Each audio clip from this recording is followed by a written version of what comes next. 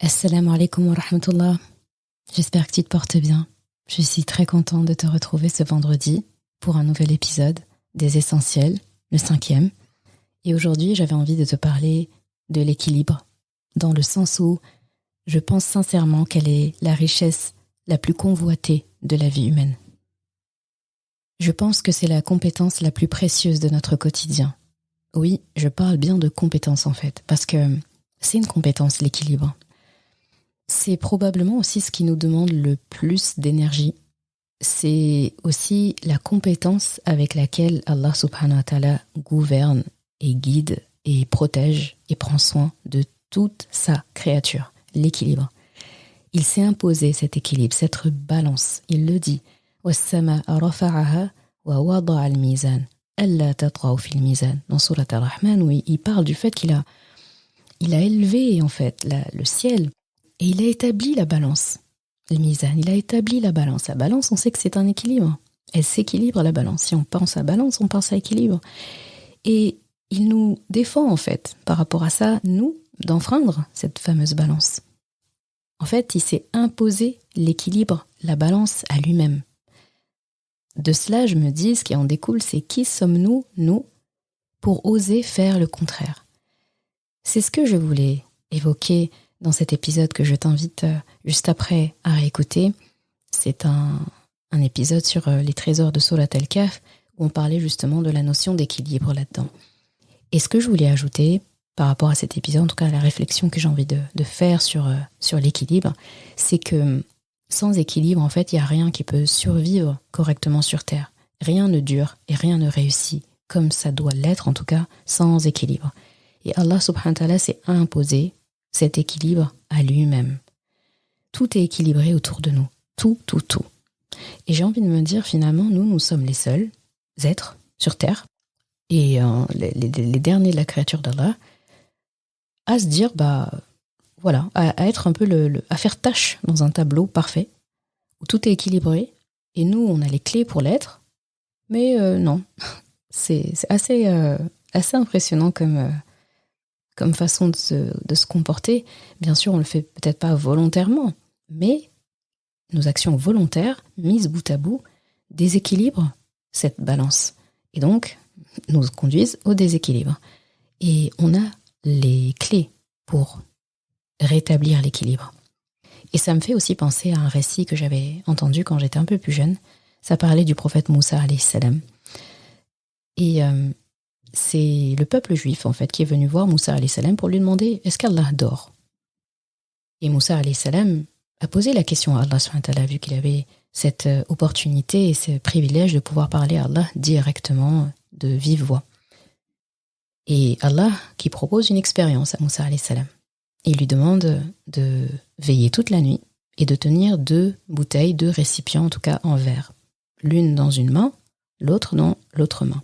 Et de ne pas dormir. Il fallait qu'ils restent toute la nuit comme ça, à tenir en fait. Un peu, c'est comme s'ils étaient justement, ils mimaient une balance en fait, je pense.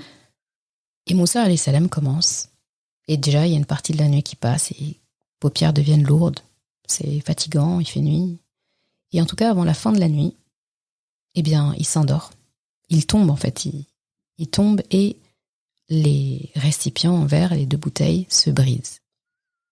Et là, il y a des anges qui viennent le voir, qui lui disent, Moussa alayhi salam, qui lui parle, oh Moussa, si Allah dormait juste un instant, l'espace de tac, juste un clin d'œil, tu verrais les cieux, en fait, les 7 cieux se briser sur terre.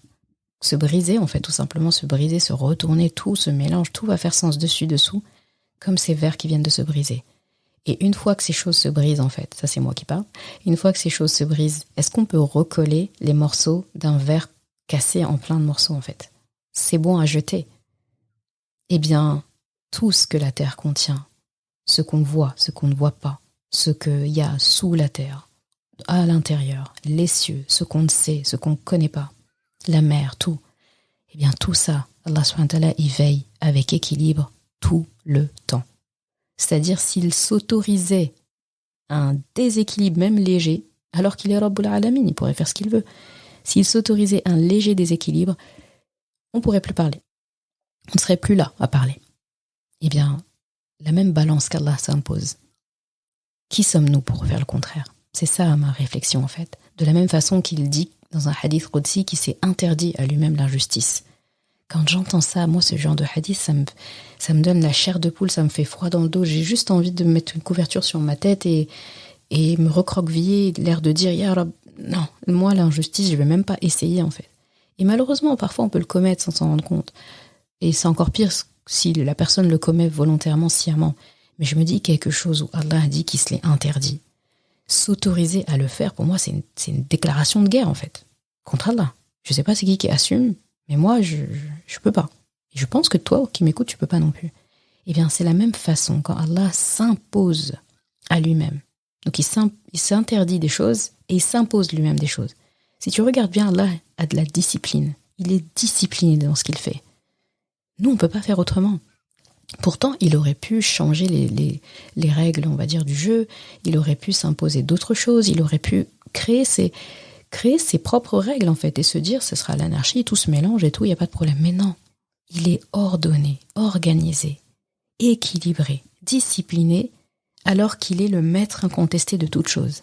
Ça veut dire, en fait, que vouloir réussir dans cette vie, vouloir atteindre le paradis tant espéré, comment c'est possible en faisant autrement que la formule d'Allah? C'est pas possible. Donc je te laisse avec cet épisode. J'espère que ça te fera du bien à réécouter. Et Inch'Allah, je ne peux que formuler cette dua-là pour toi, pour moi, pour tout le monde. Qu'Allah subhanahu wa ta'ala nous accorde l'équilibre dans notre vie, cette richesse convoitée et tant espérée par finalement toute l'humanité, même si nos actions ne vont pas toujours dans ce sens. L'équilibre. C'est la première leçon que mon cœur ressent à chaque lecture de la sourate Al-Kahf, celle que notre prophète, sallallahu alayhi wa sallam, nous enjoint de lire chaque vendredi. Et aujourd'hui, dans ce hors-série, j'aimerais t'emmener au cœur même de cet équilibre.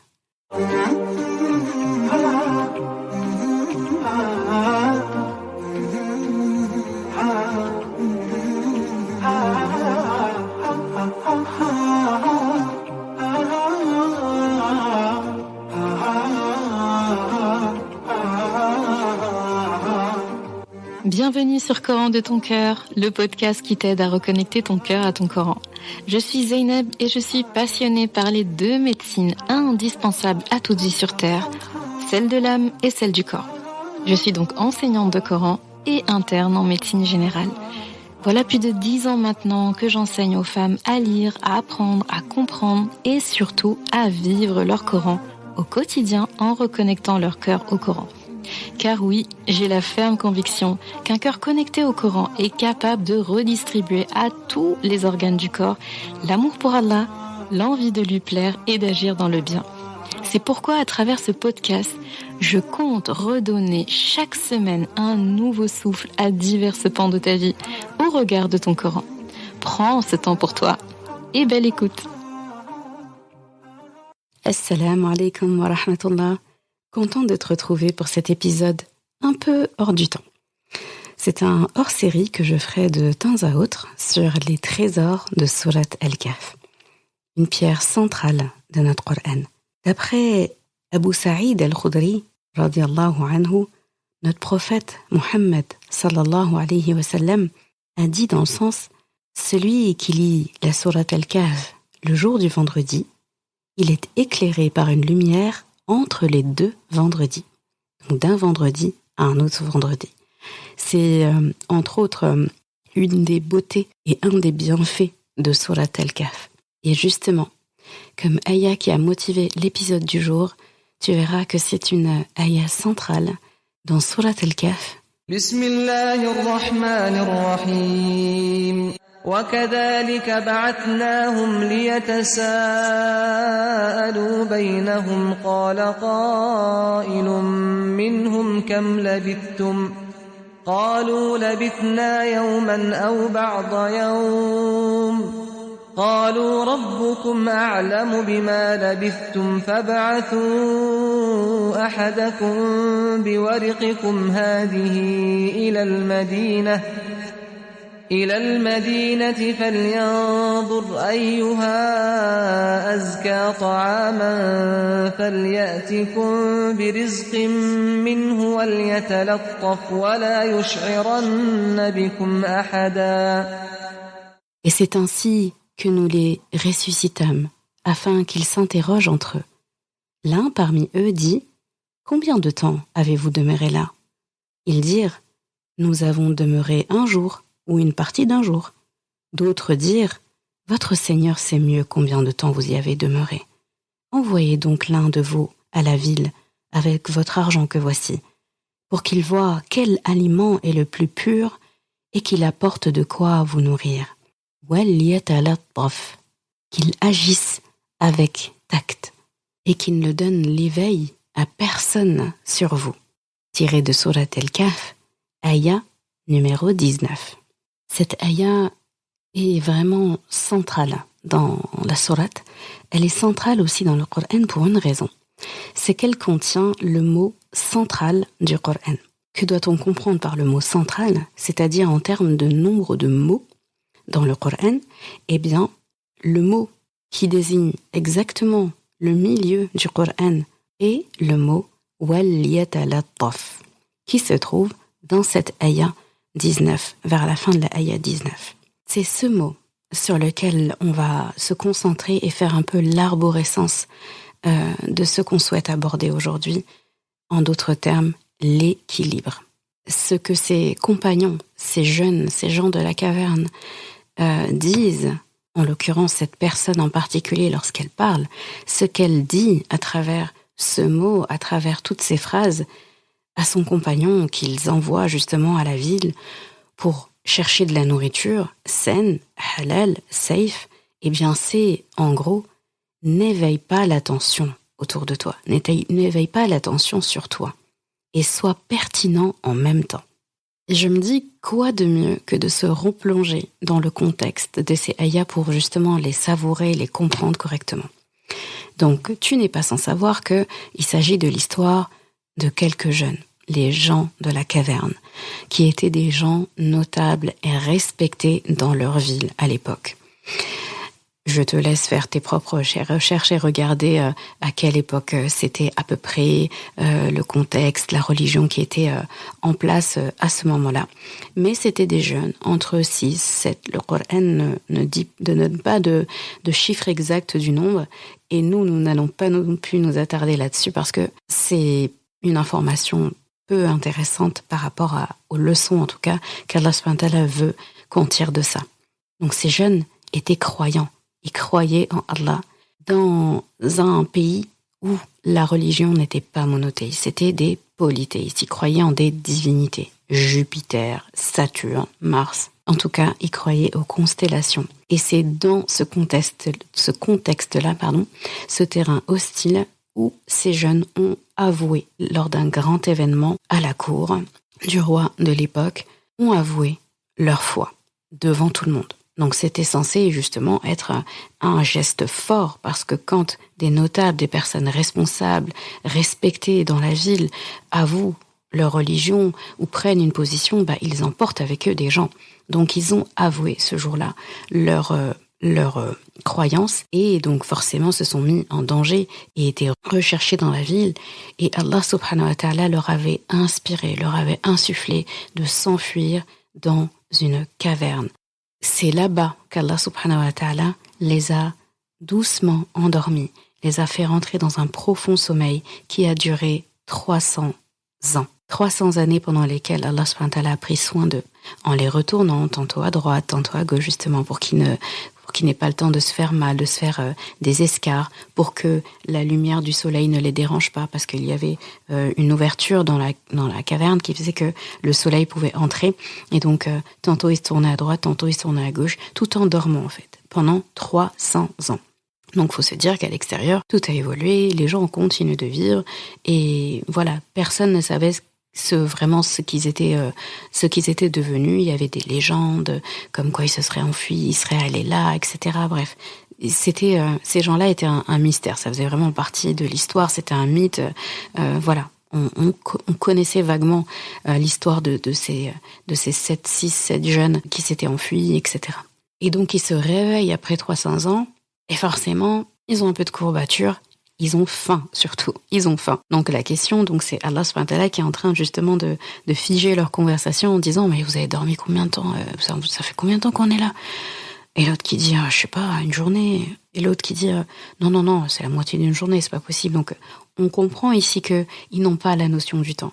Et Allah subhanahu wa ta'ala mime une scène assez réaliste en vrai, parce que des fois quand on est fatigué, on revient d'un voyage, il y a un peu le jet lag, le décalage horaire, on est un peu fatigué, on dort. Il y a des fois on va se réveiller, on ne sait pas, on a l'impression qu'on a dormi toute la journée, et d'un autre côté, on peut avoir l'impression d'autres fois qu'on a dormi très peu, alors qu'on a dormi des heures. Que nous qui sommes extérieurs à la scène, on a envie de leur dire vous avez dormi un peu plus longtemps les gens là. Et en fait, Allah subhanahu wa ta'ala est en train de mimer leur conversation. Il y en a un qui coupe court à la conversation en disant « D'accord, peu importe qu'on ait dormi la moitié ou toute la journée, même ça c'est reproduit, c'est Allah qui sait combien de temps on a dormi. Faut manger. » Allez en ville, et là, ils se tâtent les poches. « Vous avez de la monnaie, les gars ?»« Ah non, j'ai pas. Qui a ?» En s'enfuyant, quand on s'enfuit, même si on est riche et on est notable, on pense pas forcément à ramener de l'argent avec soi.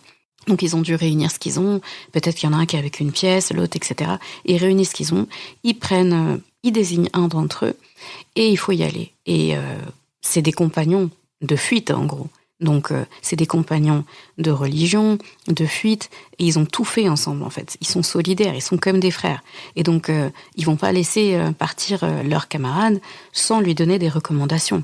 Et rappelez-vous, pour eux, à l'extérieur, ils ont laissé le roi qui les recherche, les soldats qui les recherchent, leurs parents, leur famille qui doivent s'inquiéter pour eux. Ils ont laissé tout ça, en fait. Donc, mais il faut manger. Donc, il faut se cacher, donc ils ont dû mettre une cape, quelque chose. En tout cas, il faut se faire discret et il faut y aller, sachant que ce sont des gens connus dans la ville. Ils ne laissent pas leurs compagnons partir comme ça, ils lui donnent des recommandations. Et ces recommandations-là, dedans, il y a « wal yatalattaf », donc sois vigilant.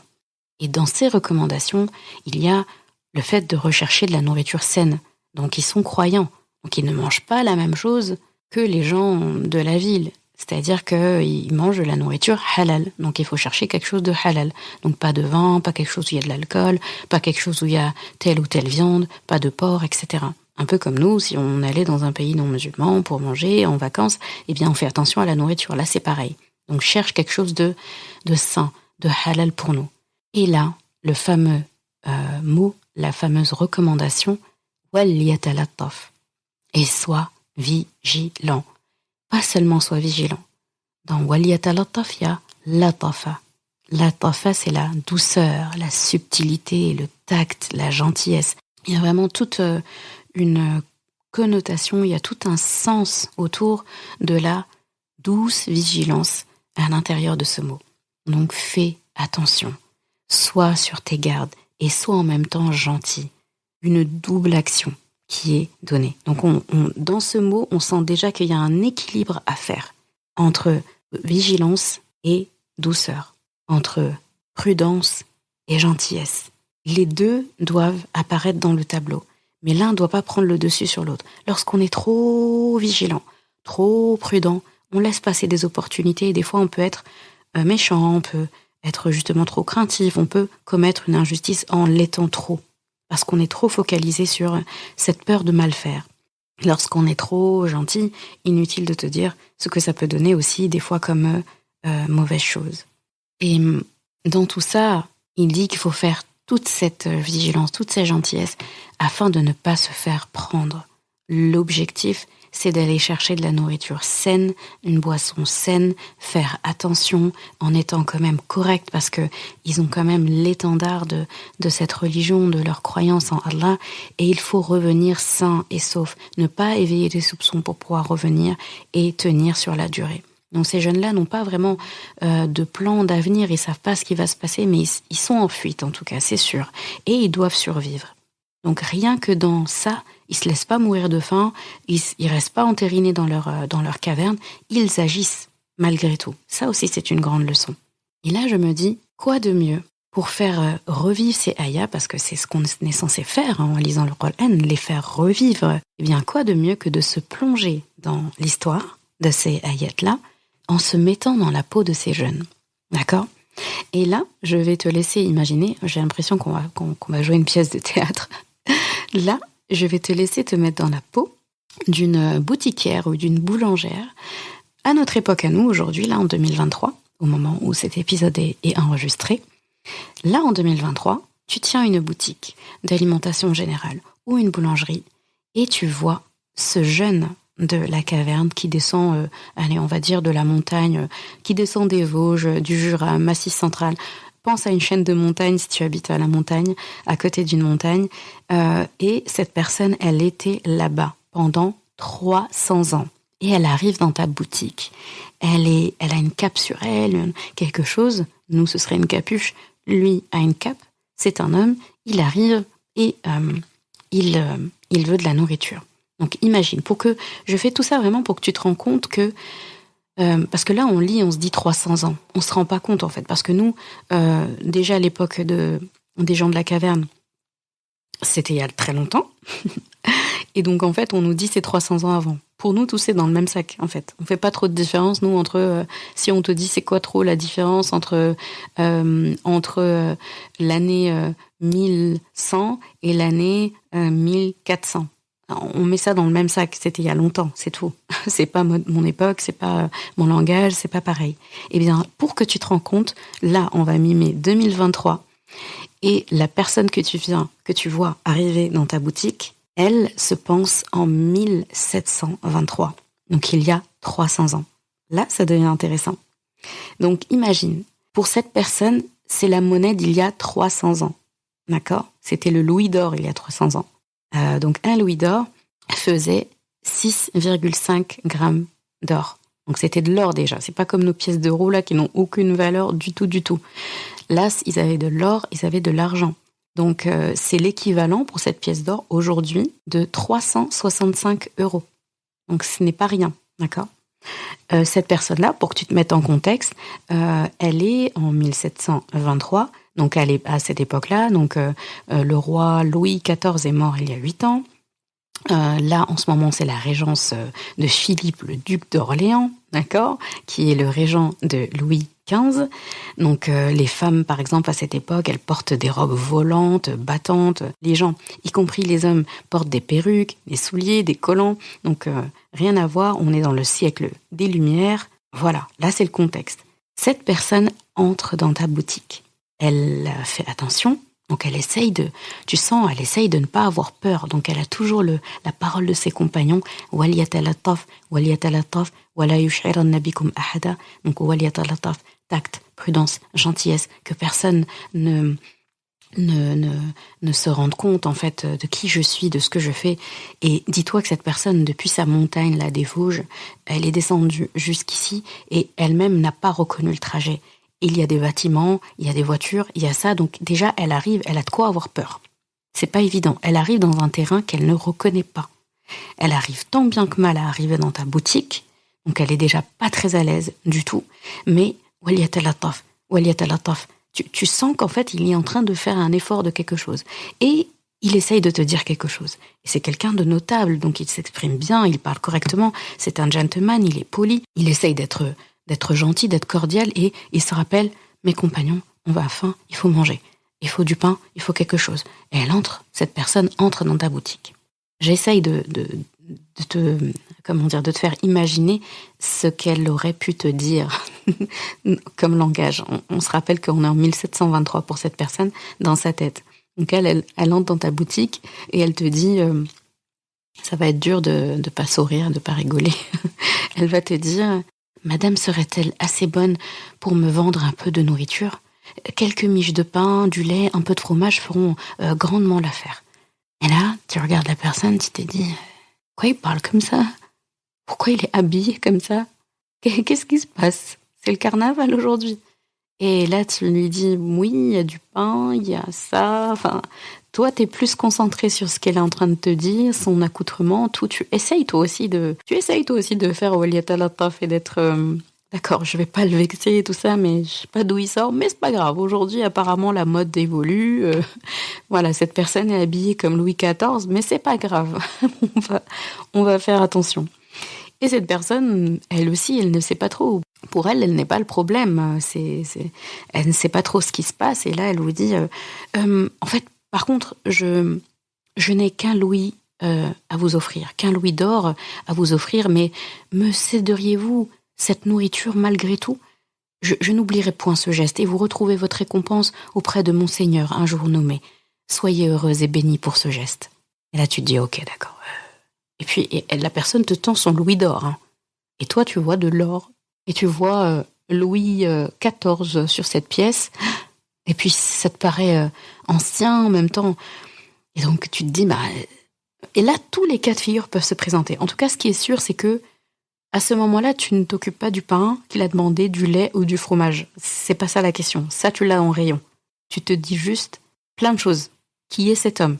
Qu'est-ce qu'il veut? Pourquoi il parle comme ça? Pourquoi il est habillé comme ça? Qu'est-ce qu'il fait avec ce louis d'or? Pourquoi il me donne de l'or pour du pain? Voilà. Si tu as un peu de connaissance en histoire, tu te dis, oula, c'est une pièce de telle année ou telle année. Si t'es quelqu'un qui aime, qui aime les belles pièces de monnaie ou qui s'y connaît un minimum dans l'or, tu te dis, là, il y a 365 € dans le creux de sa main. Et si tu aimes l'histoire, les aventures, tu vas lui poser des questions, tu vas essayer de comprendre, mais qu'est-ce que vous faites? Vous êtes un passionné de l'époque de Louis XIV, qu'est-ce qui se passe?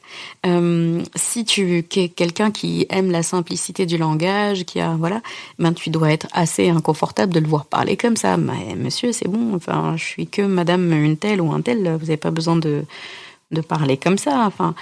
Et si tu es de nature méfiante ou un truc comme ça, tu vas dire... J'aurais peut-être appelé, soit j'appelle personne du coin, j'appelle, pour les plus sceptiques, ils auraient déjà appelé la police, je sais pas quoi, ou monsieur, écoutez, je veux pas de problème, prenez votre pièce et ressortez. Enfin, tout peut arriver. En fait, il y a autant de scénarios que de personnalités. Toi qui écoutes l'épisode en ce moment et qui est en train de t'imaginer cette scène, parce qu'on joue une pièce de théâtre depuis tout à l'heure au cas où t'avais pas remarqué, eh bien, tu dois te dire... en fonction de ta personnalité, de ton ressenti, de tes émotions, de comment tu vois les choses, de ton niveau de culture générale, historique et tout ça, de ton goût pour l'histoire, en fonction de tout ça, tu as un sentiment différent de moi, de quelqu'un d'autre. Mais en tout cas, ce qui est sûr, c'est qu'à ce moment-là, le pain ne t'intéresse pas, le reste ne t'intéresse pas, tu te dis, qu'est-ce qui se passe? D'accord? J'ai fait exprès de rester un peu longuement sur ça parce que c'est... important quand on lit des ayats de se plonger dedans et pas seulement de se dire ah oui finalement il s'est fait attraper, bien sûr, hein, dans la vraie histoire il s'est fait attraper, il a éveillé les soupçons, de toute façon c'était prévu, c'était le plan d'Allah que ça éveille les soupçons et qu'il soit attrapé et que justement l'histoire de ces jeunes de la caverne soit un signe pour les gens, parce que ces personnes de l'époque, donc 300 ans après, quand ils se sont réveillés, et le contexte était complètement différent. Toute la ville, tout le pays était devenu croyant. Mais ces gens-là avaient un problème dans leur croyance, c'est qu'ils avaient beaucoup de mal à croire en la vie après la mort, à croire en la résurrection, à croire à une deuxième vie. Ils étaient éprouvés par ça. Donc le fait de voir ces jeunes de la caverne renaître, se réveiller après 300 ans, et ils ont... d'histoires de ces jeunes-là, c'était des personnes qui étaient considérées comme des saints. Ils ont fui pour leur croyance en Allah. Et 300 ans plus tard, la croyance en Allah s'est installée. Et donc, l'éveil de ces personnes-là, des gens de la caverne, était une réponse au questionnement des gens chez qui ils se sont réveillés. Et pour les gens de la caverne, tout ce qui leur est arrivé, le fait de trouver ces gens croyants, était une réponse à une question qu'ils se sont posées avant de s'endormir. Comment Allah subhanahu wa ta'ala va faire que ce pays de mécréants-là va devenir un jour des croyants? Donc, avec un geste qu'Allah subhanahu wa ta'ala a fait, 300 années, c'est pas rien, eh bien, il a répondu à 2 époques. Vous voyez, quand on dit que Allah subhanahu wa ta'ala est le temps, il est, justement, il est intemporel parce qu'il est le temps. Avec un événement, il a répondu à 2 époques espacées de 300 ans. C'est assez impressionnant. Donc c'est comme si toi, là, tout de suite, tu vois cette personne arriver et après tu apprends que elle était née il y a 300 ans, elle est toujours en vie, etc. Et toi-même, tu te disais comment ça va se passer quand on va mourir, on va ressusciter, etc. Et là, tu vois la personne arriver, tu te dis mais Allah qui est capable de faire ça, bien sûr qu'il est capable de nous ressusciter. Et cette personne, lorsqu'elle est partie, voilà, Louis XIV, l'islam, croyance en Allah, voilà, c'était que des chrétiens, mais disons que la pratique de l'islam leur était étrangère. Donc admettons que toi, cette personne avait fui justement parce que sous Louis XIV, eh bien, elle était recherchée parce qu'elle a dit « Je crois en Allah, je crois pas en vos divinités, au Fils, au Saint-Esprit, etc., à la Trinité », et elle risque d'être emprisonnée pour ça. Et cette personne revient dans un contexte où tout le monde est croyant. Bon, Amin, on est en France, tout le monde n'est pas croyant, mais Amin.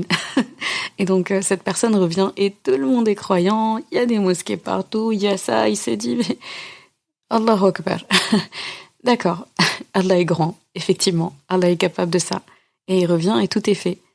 Et donc, c'est une réponse aux deux. Donc là, vraiment, je mime la ayah, mais c'est important, en fait, lorsqu'on veut comprendre un message qu'Allah subhanahu wa ta'ala essaie de nous faire comprendre, de faire au moins l'effort de se plonger dans ces histoires qu'il a la grâce, la gentillesse, la bonté de nous mettre à disposition. C'est vraiment une aubaine, une chance inouïe qu'on a d'avoir ce récit et les autres récits du Coran à notre disposition. On a juste à se plonger là-dedans. Et rien que le sentiment, tu vois, de t'être plongé dedans, de t'être imaginé à la place de cette boutiquière, ou tu peux faire l'inverse. Tu peux t'imaginer à la place de ce jeune qui arrive ici.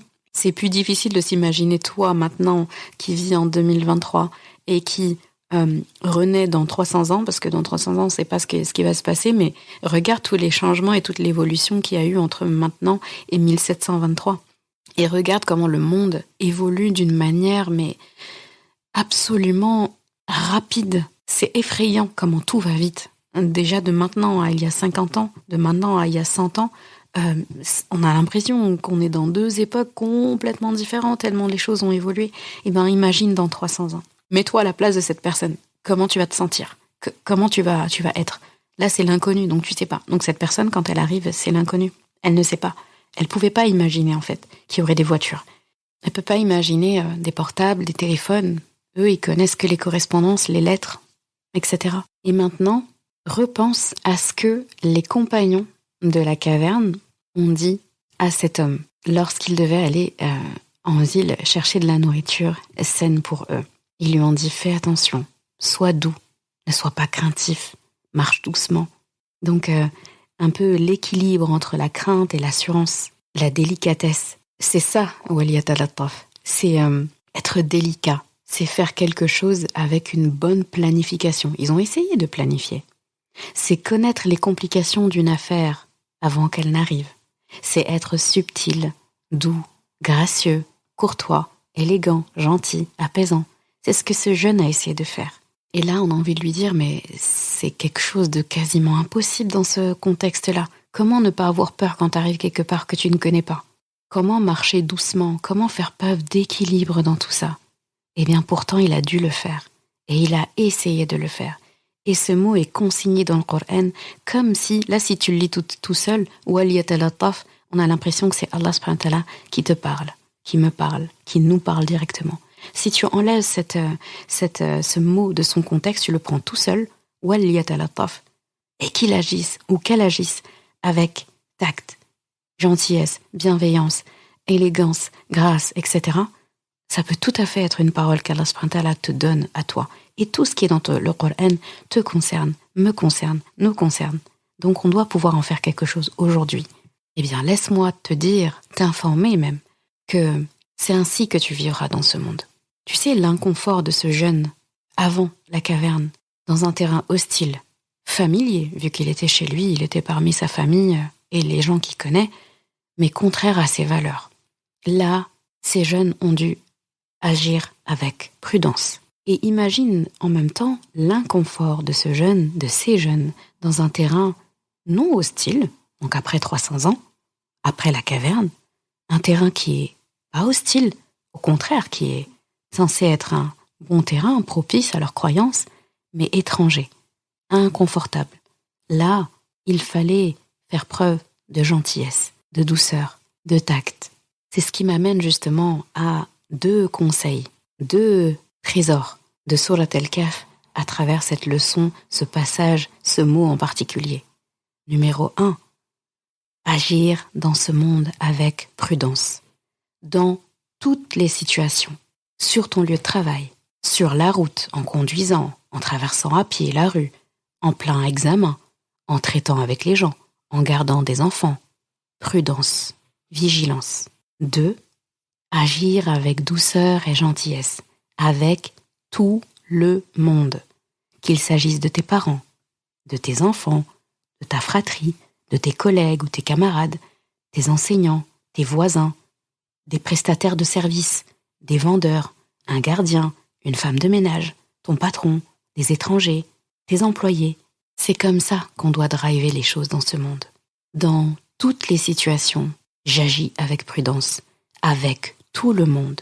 J'agis avec bienveillance, gentillesse. Combien de fois dans ta vie tu t'es retrouvé comme dans la première moitié d'un tunnel, la première partie d'un tunnel? C'est la partie la plus sombre, où il est difficile d'entrevoir la lumière au bout du chemin. Pourtant, on a la conviction que le bonheur, il est au bout du chemin.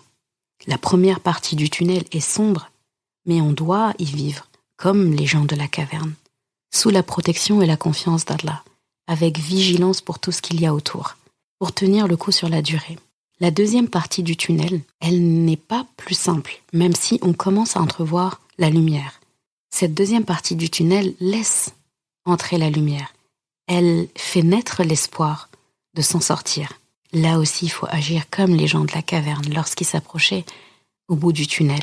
Une fois libérés de son obscurité, ils ont agi avec tact et gentillesse pour adoucir le reste du chemin qu'il leur restait à parcourir. Ce que j'essaye de te dire, c'est que tout ce que tu as vu dans cette ayah, dans ce mot, le fait de faire attention, d'être doux, pas craintif, marcher doucement, équilibré entre la crainte et l'assurance, être délicat, agir avec une bonne planification, faire attention aux complications, être subtil, doux, gracieux, courtois, élégant, gentil, apaisant, eh bien, c'est des caractéristiques qui appartiennent au Coran. Le Coran, lorsqu'il agit dans nos vies, c'est avec toutes ces caractéristiques. Ces caractéristiques, c'est aussi ce qui définit le prophète sallallahu alayhi wa sallam. Quand tu entends tout ça, tu as l'impression d'entendre le prophète agir. Et justement, son épouse Aïcha, notre maman, radiyallahu anha, disait de lui qu'il était un Coran qui marchait sur terre, que son comportement était le Coran. Ces caractéristiques, eh bien je t'annonce, ces caractéristiques, ce sont aussi celles que le Coran veut de nous. Et c'est une petite poignée de jeunes personnes qui nous lèguent ce conseil à travers leur vie et leur vécu. L'équilibre que je vois dans la vie, il est dans ce mot, il est dans ce passage. Waliyatalattaf. Tu sais, la gentillesse et la douceur ont toujours fasciné et attendri les cœurs des êtres humains. La prudence n'a jamais été regrettée par un être humain. On ne retiendra pas vraiment de quelqu'un le nombre de ses voyages, le nombre de ses diplômes, le montant de sa fortune ou les marques de ses vêtements, de ses cosmétiques. Mais on retiendra toujours la gentillesse et la douceur de quelqu'un. On retiendra toujours le tact, la prudence, le calme, le côté posé de quelqu'un qui agit avec gentillesse. L'équilibre, c'est ce qu'on doit atteindre dans cette vie.